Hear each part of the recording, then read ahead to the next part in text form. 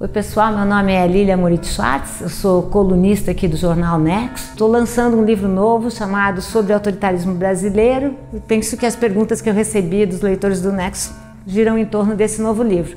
Então vou começar a ler as perguntas para vocês e vou respondendo na medida do possível. Vamos lá! Os assinantes Vinícius Luiz e Luiz Vendramin Andreassa perguntam: como o autoritarismo aparece nas ruas e nas relações cotidianas dos brasileiros? Vou juntar com mais uma questão que está vinculada a essa. Ele é uma parte marcante da vida da sociedade, extrapolando a relação com o Estado e permeando as relações sociais como família, igreja e trabalho? Bom, eu penso que o autoritarismo é um componente fundamental da vida dos brasileiros. Nesse livro eu tento mostrar como o autoritarismo não é uma questão contemporânea, ele tem raízes no nosso passado.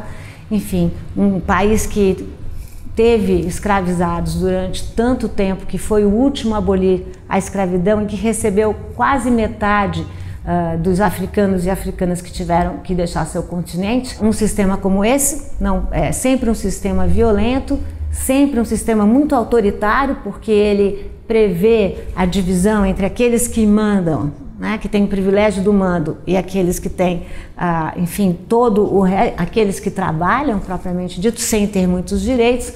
Criou-se, portanto, uma sociedade autoritária também pautada no modelo colonial. O modelo colonial lusitano da metrópole portuguesa foi um modelo que previu a conformação de grandes domínios controlados por mandões locais, pouca interferência do Estado, enfim, o que construiu uma linguagem do patrimonialismo. Portanto, o autoritarismo é uma forma de ser e estar nesse país que tem uma longa raiz.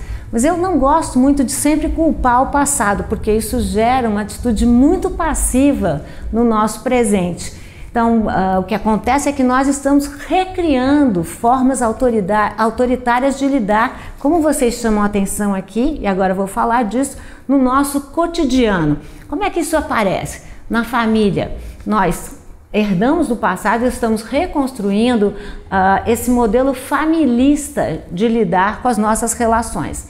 Não só a família brasileira repõe o machismo, a misoginia, que é tão frequente aqui nesse nosso país, como repõe essa forma hierárquica de mando, nas famílias e nos pequenos núcleos. A gente pode perceber como ainda não estamos mudando, estamos vivendo um momento de novos arranjos familiares, mas até nos dias de hoje impera essa família, esse modelo de uma família nuclear com o mando concentrado nas mãos dos homens, o que não é uma realidade estatística, porque se vocês forem às estatísticas, a quantidade de mulheres que são arrimos de família é uma história já consagrada no Brasil. Se pensarmos aqui no trabalho, por exemplo, o que nós vamos verificar é que ainda há um modelo de predomínio masculino e branco, nos ambientes corporativos, nas universidades. Ainda não temos um país inclusivo, um país, enfim, plural e variado. Essa situação vai mudando desde o final dos anos 70, com a introdução, sobretudo, da linguagem dos direitos civis, esses direitos da universalidade no particular e do particular no universal. Eu estou me referindo aos movimentos sociais como o movimento negro, os movimentos feministas, os movimentos negros, enfim, os movimentos indígenas, que são movimentos que procuraram dar ao Brasil a feição do que ele é, um país muito mais plural do que ele se apresenta. Mas ainda hoje em dia essas relações não são igualitárias. Basta olhar um pouquinho para o lado para ver como essa é uma face do nosso autoritarismo, um autoritarismo que carrega esse passado colonial, mas carrega e introduz essa visão ainda muito colonial, ainda muito europocêntrica e ainda muito pautado nessas hierarquias tão fortes. Há aqui um complemento da pergunta feito pela Natália Belizaro Silva, que pensa nessa mesma questão, mas privilegiando o debate racial. Essa é uma questão fundamental. O livro começa discutindo esse tema, escravidão e racismo, mais à frente retoma o tema trabalhando na intersecção entre marcadores como raça e gênero, e eu acredito que esse é um dos grandes nós da sociabilidade brasileira. Ou seja, nós não construiremos uma democracia no Brasil enquanto nós não resolvermos a questão desse racismo estrutural e institucional que continua vigente no Brasil. Esse é um fator de autoritarismo? Claro, porque nós continuamos praticando a discriminação racial. Raça é um plus da nossa nacionalidade. Essa discriminação se apresenta no ambiente do trabalho, nos índices de nascimento e morte, se apresenta também nos dados da saúde, nos dados da educação. Eu trabalho com esses dados todos no livro, mostrando, enfim, qual é essa face da realidade brasileira. No livro eu também exploro os números de genocídio da população jovem, me refiro à população dos 14 aos 25 anos, a população jovem, negra e moradora das periferias. Eu mostro como os números que nós praticamos são números de guerra civil, comparados, por exemplo, à guerra civil no Afeganistão, à guerra civil na Síria. Agora, o que me impressiona mesmo e faz parte do discurso autoritário é como nós tendemos a silenciar, a não ver, a naturalizar esse genocídio. Esse é propriamente um discurso, é uma narrativa que nós carregamos, é uma narrativa histórica e é uma narrativa cultural. O que é a cultura? A cultura é o que ela faz, ou seja, a cultura carrega essa potencialidade reflexiva e de metalinguagem, então ela funciona conosco como se fosse uma segunda pele, ou seja, nós vestimos essa pele, mas não percebemos. Então é hora de nós falarmos sim do autoritarismo presente nas nossas relações raciais. Bom, vamos lá. O Luiz Andreassa também comenta aqui sobre as raízes do autoritarismo e faz a seguinte pergunta: é possível dizer que o autoritarismo brasileiro tem sua raiz na colonização e no modo como a sociedade foi organizada desde seus primórdios? Sim. O jogo desse livro é um pouco o jogo que eu faço muito aqui nos meus artigos, nas minhas colunas do Nexo. Eu não penso que a história explica totalmente o nosso presente. A história nos dá pistas, a história nos faz pensar em continuidades, a história nos faz denunciar discursos muito enraizados, mas também é preciso tomar cuidado com essa ideia de história, senão a gente produz uma certa passividade. Qual passividade? Do tipo, esse é um problema do passado, eu não tenho o que fazer no momento. Não, tem sim, porque na verdade eu gosto de repetir, já falei isso, mas nós sempre recriamos essas situações no nosso presente, na nossa contemporaneidade. Dito isso, que elementos eu pensaria da colonização portuguesa para falar sobre o nosso autoritarismo atual? Acho que já conversamos um pouco sobre a escravidão, né? A escravidão foi um elemento básico da colonização portuguesa. A metrópole portuguesa é muito pequena, muito diminuta, não tinha população para povoar a sua colônia americana. E mais ainda, a partir de finais do século XVI, engatando já no XVII, o tráfico de almas, como era chamado na época, o tráfico de escravizados e escravizadas, passou a se constituir como um negócio tão importante, por exemplo, como a cana-de-açúcar.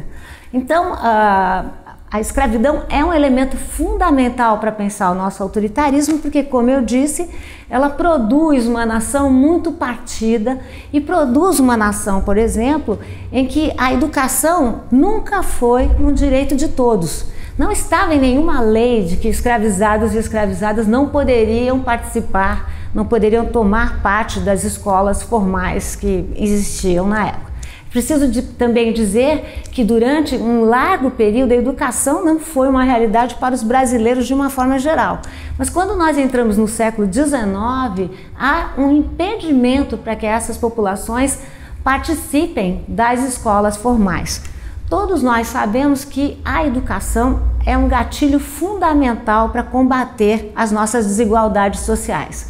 O Brasil era o 10º país mais desigual do mundo, agora somos o 9º país desigual mais desigual do mundo, e o fato de que uma vasta parte da nossa população não poder contar com uma educação básica foi, sem dúvida, uma forma de produzir, criar, enrijecer desigualdades sociais, e também foi uma forma de alguma maneira, não garantir um direito para toda a sociedade brasileira. Mas há outros elementos muito importantes.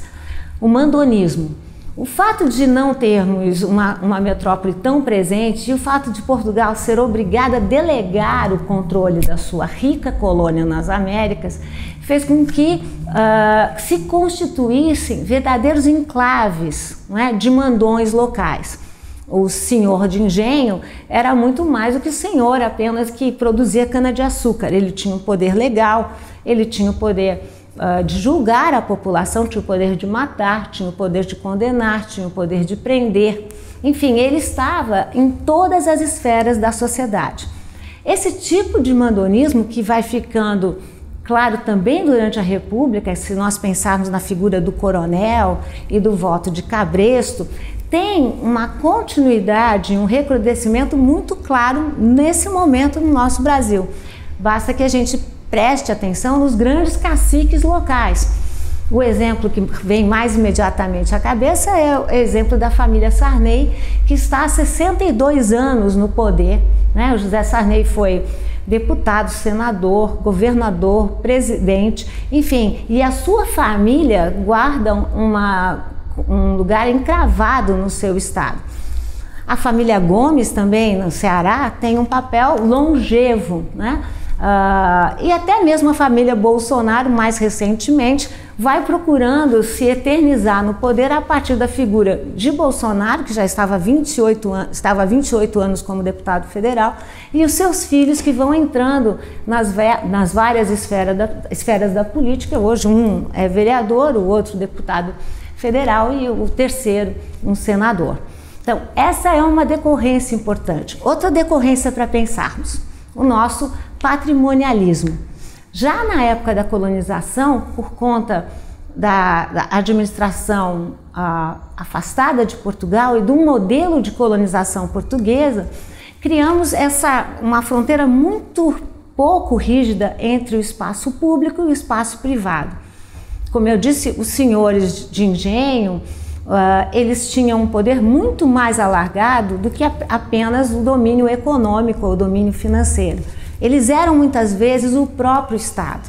Se nós jogarmos para o tempo presente, vejam como o patrimonialismo está aqui nas nossas relações. A bancada dos parentes, ao invés de diminuir, aumentou nas eleições de 2018, o que mostra como continuamos a jogar com essas esferas públicas e com essas esferas privadas. Outros elementos importantes que derivam da nossa colonização, a violência, não é? O Brasil tem taxas epidêmicas de violência essa que já era praticada durante todo o período colonial. Outro tema que é muito forte, que podemos tratar com mais cuidado à frente, é a questão da corrupção, né? A corrupção tomou vários nomes durante o tempo, mas a famosa primeira carta, enfim, a primeira carta que os colonizadores reconhecem como a primeira carta do Brasil, a carta de Pero Vaz de Caminha, em que Pero Vaz de Caminha termina a carta pedindo ao monarca português que ele ajudasse o genro de Caminha, que andava no degredo em São Tomé, porque teria praticado um assalto à mão armada. Então vejam que essas políticas de favoritismos vão se escrevendo desde a primeira carta do Brasil, enfim, a primeira carta do Brasil colonial, né? Não é o primeiro documento do Brasil, e tem uma raiz forte no nosso momento presente. A corrupção é também uma forma, podemos falar mais depois, mas de misturar os espaços públicos e os espaços privados. Enfim, a colonização não explica tudo, mas explica muito. Os assinantes do Nexo, Vinícius Luiz e André Massuco, perguntam sobre as contradições da sociedade brasileira. Que estratégias foram utilizadas para construir a narrativa de que o Brasil é um país democrático e acolhedor, de relações amistosas, em detrimento do autoritarismo presente na sociedade? Vamos nós. Essa é uma ótima questão. Eu começo esse livro sobre o autoritarismo brasileiro falando de narrativas históricas. Eu parto do pressuposto que não há governo que deixe de construir as suas narrativas. E a história sempre foi um player, no sentido de um jogador, um elemento fundamental que acaba sendo usado, bem usado, mal usado, usado mais ou menos, para justificar novos governos. Sobretudo em períodos de crises, essa produção de narrativas históricas se torna ainda mais acelerada. No livro eu trato um pouco da diferença entre história e memória, porque eu penso que mesmo que a gente esteja aqui falando de uma narrativa oficial, de uma história oficial, ela tem que minimamente se pautar em alguns dados que podem ser refutados ou não, né? Já a memória tem um dado de subjetividade muito maior. Enfim, de toda maneira, memória e história são fermentos das narrativas oficiais.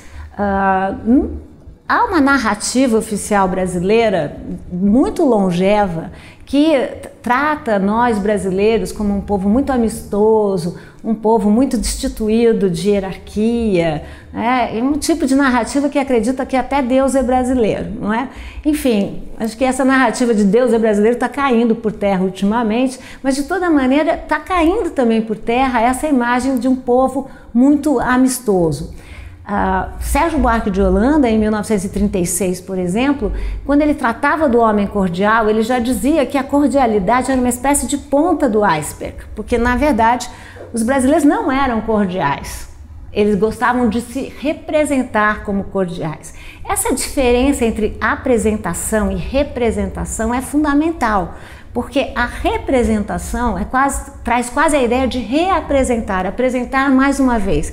E é essa representação, é essa narrativa que foi sendo construída, mesmo que ela não faça muito efeito na nossa realidade. O que aconteceu no momento presente, na minha opinião, é que nós abrimos mão dessa narrativa também. Se nós pegarmos apenas alguns eventos, as jornadas de julho, as jornadas de 2013, né, em que os brasileiros se apresentaram de maneira múltipla, mas ao mesmo tempo nós não notamos na ocasião que já existiam duas avenidas que não se bifurcavam, né? Pensarmos também no impeachment da presidente Dilma. Você pode ser a favor, você pode ser contra, mas o que aconteceu naquele momento? Como o impeachment não foi levado com a liturgia do próprio impeachment, o resultado, eu costumo dizer, quase que destampou a boca da democracia brasileira, ou seja, avalizou, justificou uma série de discursos muito autoritários. Por exemplo, Jair Bolsonaro, na época deputado federal, quando foi dar o seu voto a favor do impeachment da presidente Dilma, elogiou o coronel Ustra, né, que foi um conhecido torturador na época da ditadura militar. Ora, o que eu estou tentando mostrar aqui, a pessoa pode ser a favor ou contra, né, o impeachment da presidente Dilma. O que não me parece cabível, se pensamos que somos um país democrático, é acenar com um elogio, com um namoro com a ditadura militar. O terceiro elemento é a própria crise financeira, a crise recessiva que se instalou no Brasil desde 2013. Ora, momentos de crise financeira são momentos de construção de novas narrativas. O que aconteceu nesse período? O brasileiro assume um papel como cobrador, aquela figura do Rubem Fonseca, que vai cobrar direitos, que vai cobrar a sua antiga situação. E como é que esse tipo de narrativa se organiza? De um lado, essa narrativa volta a um tempo imemorial que nunca existiu. Um tempo de uma aristocracia severa, mais bondosa, um tempo de muita paz e concórdia, que vamos combinar que a colonização brasileira não foi nada disso. Essa narrativa também funciona atacando as minorias sociais como se fossem elas as culpadas, as responsáveis pela crise ou então pelo desemprego galopante em que nós vivemos. O último elemento é o processo que se instaurou a partir das eleições de 2018. Eu coloco no livro, há muitos dados sobre o crescimento da intolerância dentre os brasileiros. Uma intolerância social, racial, de gênero e religiosa, que é um elemento muito forte na nossa atual intolerância. O último elemento que eu queria destacar, porque eu acho que são vários momentos simbólicos e muito significativos, é o assassinato da Marielle. O assassinato da Marielle ganhou espaço internacionalmente e mostrou nacional e internacionalmente que o brasileiro não era esse povo pacífico que se divulgava tanto. Não tinha nada de pacífico, não tinha nada de tolerante, porque quando Marielle morreu, penso que todos nós morremos também. O que chama atenção é que acho que a gente tem que pensar muito agora. O brasileiro já pensava de maneira autoritária, mas agora muitos brasileiros estão autorizados a falar publicamente do seu autoritarismo e justificar atitudes que vão contra as nossas, enfim, os nossos valores mais mínimos, que são os valores que pregam a justiça, a igualdade e a inclusão de muitos brasileiros.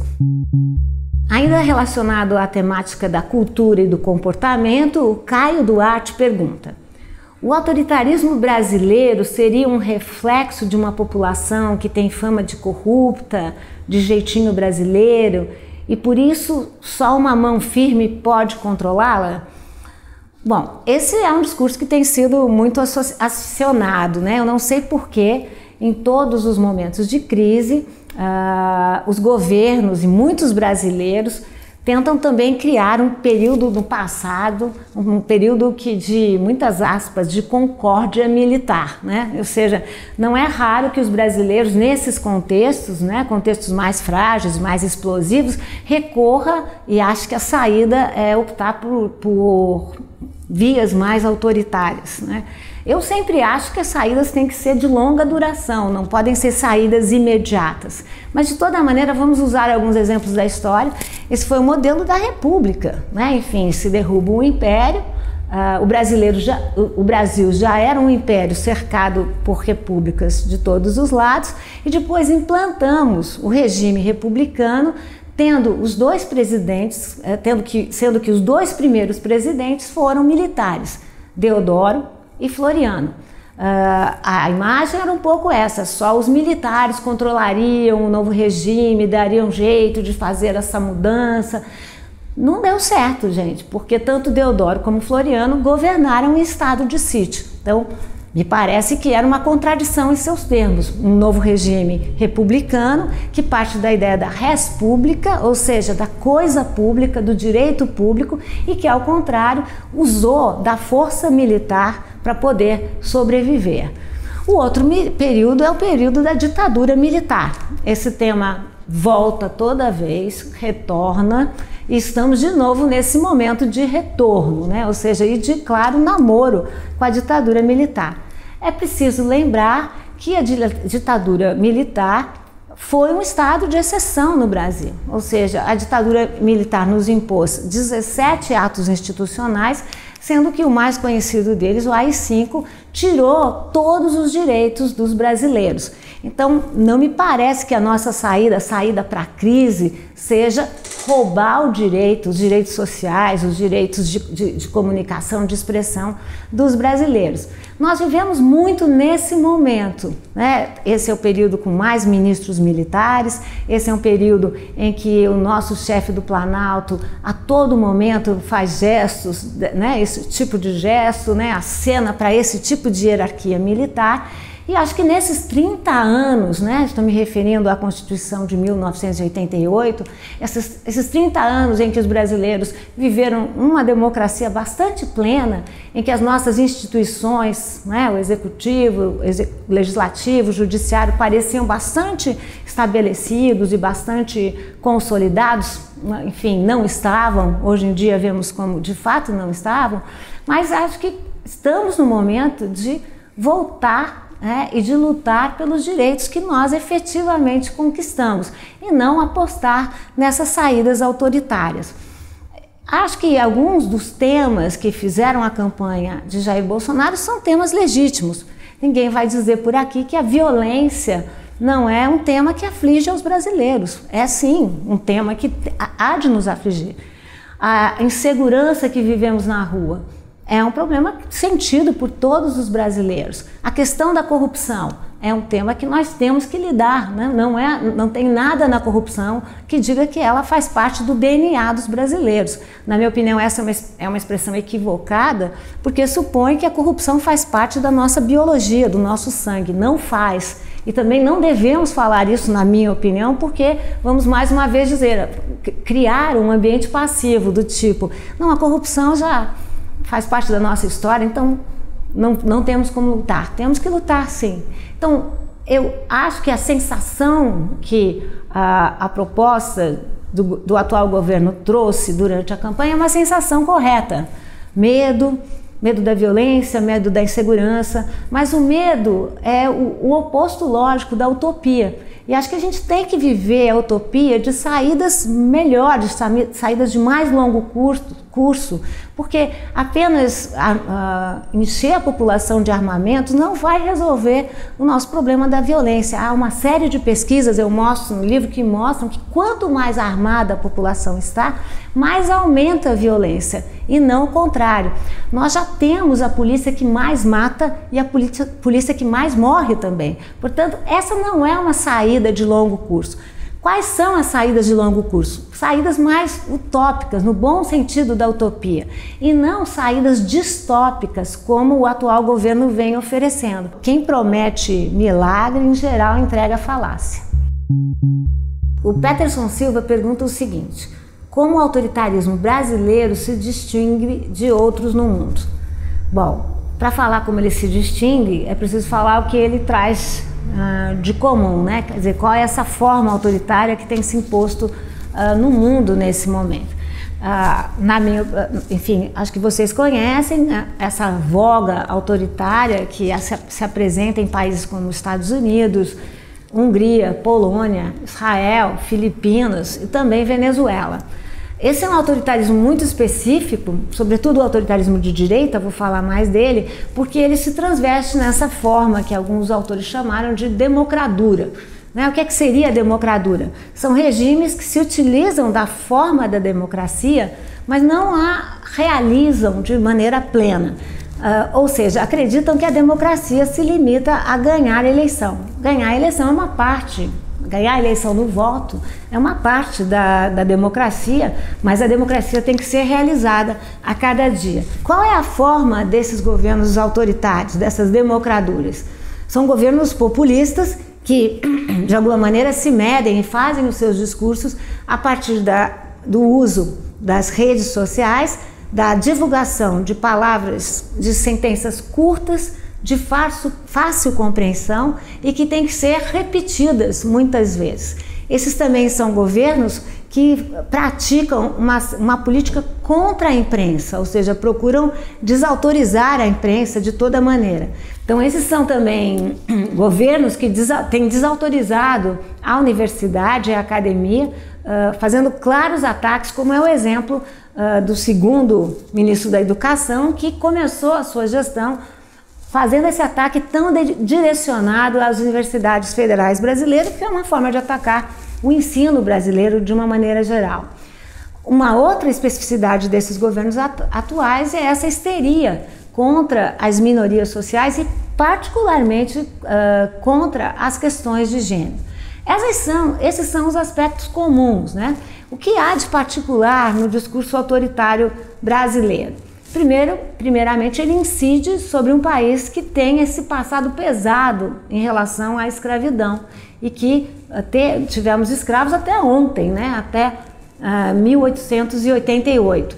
Esse também é um discurso que incide sobre um país que teve uma colonização e que foi uma colônia de exploração. Diferente dos Estados Unidos, por exemplo, que recebeu refugiados que iam se instalar na sua colônia, o Brasil, durante muito tempo, foi uma saída transitória, né? Foi uma espécie de escape. Então, estamos falando também de um país que consistentemente não cuida da sua educação, né? Não usa o seu PIB de forma satisfatória, ao menos, para investir na educação, e um país cuja experiência com a ditadura militar é bastante recente.